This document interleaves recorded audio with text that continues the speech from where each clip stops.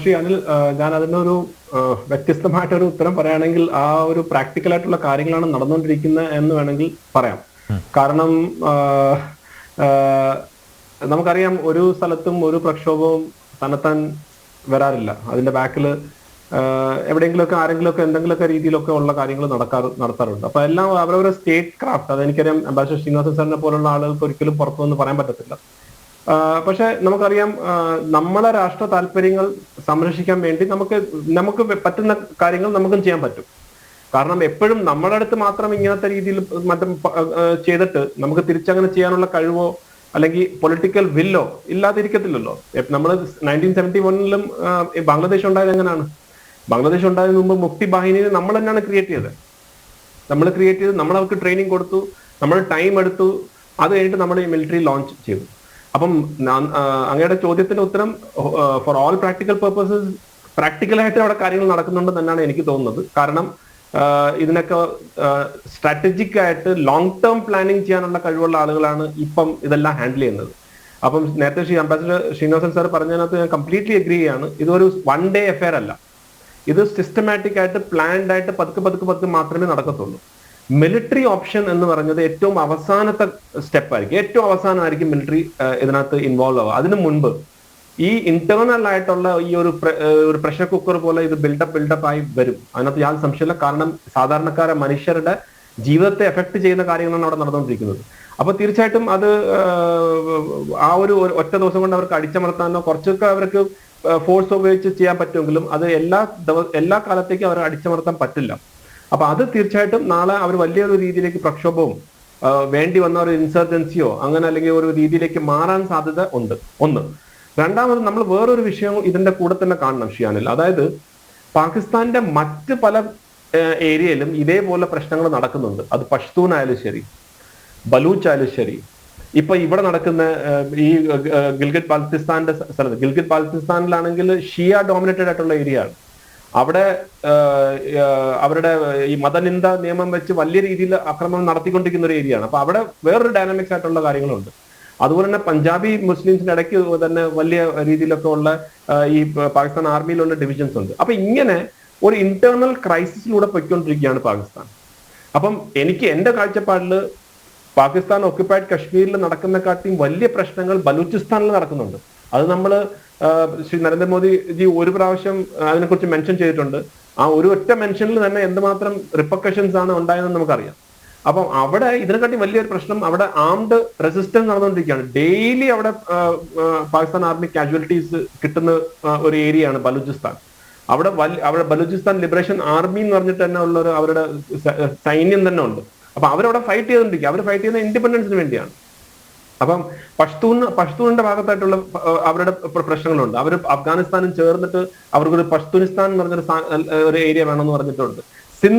സിന്ധ് ദേശം എന്ന് പറഞ്ഞിട്ട് അവരുടെ ഏരിയയിൽ ഒരു വേണമെന്ന് പറഞ്ഞിട്ട് നടക്കുന്നത്. അപ്പൊ പല പല പ്രശ്നങ്ങൾ പാകിസ്ഥാനുള്ളിൽ നടക്കുന്നുണ്ട്. ഇവരെയൊക്കെ യോജിച്ചുകൊണ്ട് നിന്നത്, ഏറ്റവും ശക്തമായിട്ട് നിന്നത് പാകിസ്ഥാൻ ആർമിയാണ്.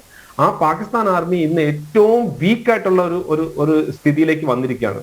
അതിന്റെ ഒരു ഉദാഹരണമാണ് നമ്മൾ ഈ പാകിസ്ഥാൻ ഒക്യുപ്പൈഡ് കശ്മീരിൽ പാകിസ്ഥാൻ പാരാമിലിറ്ററി ഫോഴ്സസും പോലീസിന് അഗേൻസ്റ്റ് ആയിട്ട് കല്ലേറ് നടക്കുന്നത് നമ്മൾ കണ്ടു. കഴിഞ്ഞ വർഷം മെയ് 19 പാകിസ്ഥാൻ ആർമിയുടെ ഒരു കോർ കമാൻഡറിന്റെ വീട്ടിൽ സാധാരണക്കാര ആളുകൾ എന്താ പറയുക കയറി വന്ന് അവരെ കംപ്ലീറ്റ് ആ ഹൗസ് റെയ്ഡ് ചെയ്തിട്ട് പോയ ഒരു കാഴ്ച നമ്മൾ കണ്ടു. ഒരിക്കലും നമുക്ക് ചിന്തിക്കാൻ പറ്റാത്ത കാര്യമാണ്. അതാണ് അവിടുത്തെ ആളുകൾ തന്നെ പറഞ്ഞ് ഇന്ത്യൻ ആർമി ചെയ്യണമെന്ന് ആഗ്രഹിച്ച കാര്യം ഇന്ത്യൻ ആർമി ചെയ്തില്ലെങ്കിൽ തന്നെ പാകിസ്ഥാന്റെ ആളുകൾ പാകിസ്ഥാൻ ആർമിക്ക് അഗേൻസ്റ്റ് ആയിട്ട് ചെയ്തു എന്നുള്ള രീതിയിലേക്കുള്ള കാര്യങ്ങൾ നമ്മൾ അവിടെ കണ്ടു. അപ്പൊ ഞാൻ പറഞ്ഞു വന്നത്, ഇന്ന് പാകിസ്ഥാൻ ഒരു ഹൈലി ഡീസ്റ്റേബിലൈസ്ഡ് ഉള്ള ഒരു കൺട്രി ആയിട്ട് മാറിയിരിക്കുന്നു. അതിന്റെ കാരണം പാകിസ്ഥാൻ ആർമി ഇന്ന് വളരെ വീക്കാണ്. അവരുടെ എക്കോണമി വളരെ താഴ്ന്ന, വളരെ വളരെ ഒരു സെൻസിറ്റീവ് ആയിട്ടുള്ള രീതിയിലേക്ക്, വളരെ IMF ലോണൊന്നും ഇല്ലെങ്കിൽ തീർന്നു അവിടെ. അവർക്ക് 5, 8, 10 ദിവസത്തേക്ക് വേണ്ടി മാത്രമായിട്ടുള്ള റിസർവ്സ് ആയിട്ടൊക്കെയാണ് അവർ മുന്നോട്ട് കൊണ്ടുപോയിരിക്കുന്നത്. അങ്ങനെ ഒരു അവസ്ഥയിൽ മറ്റ് പ്രദേശത്ത് ഇങ്ങനത്തെ പ്രശ്നം നടക്കുമ്പം, അതായത് അവരവരെ രീതിയിലേക്ക് അവർക്ക് മാറാൻ ഉള്ള ഒരു പവർ കിട്ടുകയാണെങ്കിൽ, ഒരു മൊമെന്റം കിട്ടുകയാണെങ്കിൽ, ബലൂചിസ്ഥാൻ വേറൊരു രീതിയിലേക്ക് പോവുകയാണ്, പഷ്തൂനിസ്ഥാൻ വേറൊരു പോവുകയാണെങ്കിൽ അതിന്റെ ഭാഗമായിട്ട് വേണമെങ്കിൽ പാകിസ്ഥാൻ ഒക്യുപ്പൈഡ് കശ്മീരും ആ ഒരു രീതിയിലേക്ക് പോകാം. അവിടെ ആ സമയത്ത്, അത് എപ്പോൾ നടക്കുമെന്ന് എനിക്കറിയത്തില്ല, 5 വർഷം 10 വർഷം, ഐ ഡോണ്ട് നോ. ആ സമയത്ത് ഡെഫിനറ്റ്ലി മിലിറ്ററി ഓപ്ഷൻസ് അവൈലബിൾ ആണ്. ആ മിലിറ്ററി ഓപ്ഷൻസ് ചെയ്യാൻ കരുത്തും കഴിവും ഉള്ള ഒരു സൈന്യം തന്നെയാണ് ഇന്ത്യൻ ആർമി, ഇന്ത്യൻ എയർഫോഴ്സ്, ബാക്കിയുള്ള എല്ലാ കാര്യങ്ങളും അതിനകത്തുണ്ട്. അപ്പം ഇത് ഒരു ദിവസം കൊണ്ട് പറ്റില്ല Shri Anil, but it is A systematic process. ആ പ്രോസസ് ഓൾറെഡി സ്റ്റാർട്ടായി എന്ന് തന്നെയാണ് ഞാൻ വിശ്വസിക്കാൻ ആഗ്രഹിക്കുന്നത്. അതെ, ഇറ്റ് ഇസ് ഹൈ ടൈം അല്ലേ? ഇപ്പോഴെങ്കിലും തുടങ്ങിയില്ലെങ്കിൽ ഇത് പിന്നെയും നീണ്ടുപോകും. അതെ അതെ, അബ്സല്യൂട്ട്ലി അബ്സല്യൂട്ട്ലി. ഇത് ഇപ്പം റൈറ്റ് ടൈം തന്നെയാണ്. അതുകൊണ്ട് കാരണം നമ്മളിപ്പം ഇപ്പൊ ആർട്ടിക്കൽ 370 ഒക്കെ മാറ്റിയത്, കശ്മീർ ഇപ്പം സ്റ്റേബിൾ ആണ്. കുറച്ചൊക്കെ അവിടെ വയലൻസ് നടന്നുകൊണ്ടിരിക്കും, കാരണം അവരത് ഇടയ്ക്കിടയ്ക്ക് ഇങ്ങനെ ചെറിയ ചെറിയ പൊട്ടലും ഒക്കെ ചെയ്തോണ്ട് തന്നെ ഇരിക്കണം. കാരണം പാകിസ്ഥാന്റെ ഐഡന്റിറ്റിയാണ് അതിനകത്താണ് നിൽക്കുന്നത്. കശ്മീർ കംപ്ലീറ്റ്ലി പീസ്ഫുൾ ആയി എന്നുള്ള ഒരു രീതി വന്നു കഴിഞ്ഞാൽ അവർക്ക് പാകിസ്ഥാൻ ആർമിക്ക് ഉള്ള നിലനിൽപ്പും കൂടെ പോകും. അപ്പം ബൈ ആൻഡ് ലാർജ് കശ്മീർ ഇപ്പൊ സ്റ്റേബിൾ ആണ്. കശ്മീരിൽ ഒരു ഇപ്പൊ തന്നെ ഇലക്ഷൻസിന്റെ ഇന്നലെ മെനഞ്ഞാട്ടൊക്കെ നമ്മൾ റിപ്പോർട്ട്സ് കാണുന്നുണ്ട്. രാത്രി വരെ എന്ത് മനോഹരമായിട്ടാണ് അവിടെ ക്യാമ്പയിനിങ് നടക്കുന്നത്.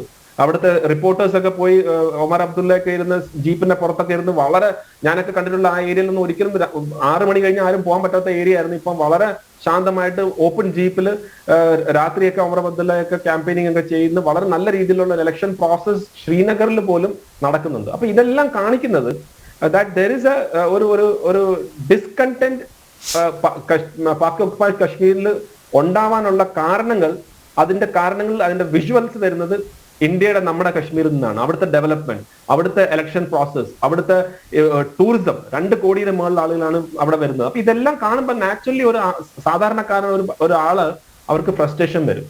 അപ്പൊ എനിക്ക് തോന്നുന്നു ആ ഫ്രസ്ട്രേഷൻ ജെന്യൂൻ ആണ്. ആ ഫ്രസ്ട്രേഷൻ നമ്മുടെ ആളുകളുടെ തന്നെയാണ്.